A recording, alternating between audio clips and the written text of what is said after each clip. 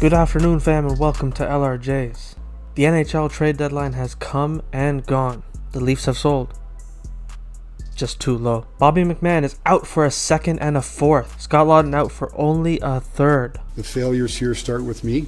You don't say, Brad. The McMann return is okay considering he's a UFA, but Laughton for a third after you just traded a first round pick and Grebenkin last year?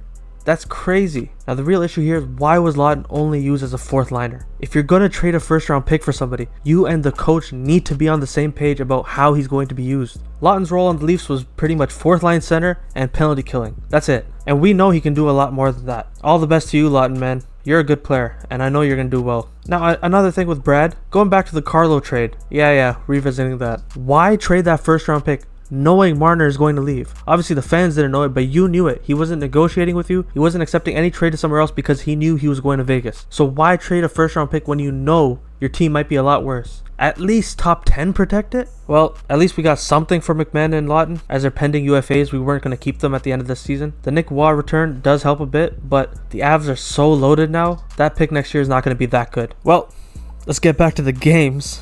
Leafs lost 6-2 to the Rangers. At least something's going well. Maccelli scores just 13 seconds into the game off a slick feed from Nylander. Cuylle tips one in from the point not long later, 1-1 after one. Into the second period, Cowan rips one in, 8th of the season. Let's keep giving him touches. Let's play him on the top line now, who cares? That was the last of the Leafs that game. Gavrikov scores on the power play a couple minutes later. In the third period, Laughton tips one in. Yaroslav something, I'm not going to pronounce that name. He gets his first career NHL goal. Good for you, man. And Zibanejad scores to make it 5-2. Cuylle gets his second of the game later on an empty net. That's the game. 6 L's in a row. Let's keep it up, Leafs. We're getting to that bottom 5 spot real quick. Now another Raptors L to a good team. I'm getting tired of saying it, man. The Raptors lose 115-107 to the Timberwolves. They started out hot though, went up 12 early, and the Timberwolves responded with a 24-8 run to close out the first. This was a tight game through the second. Raps down by 1 at the half, but the third quarter, man, Timberwolves took off. Are you kidding me? They went on a huge run and Anthony Edwards exploded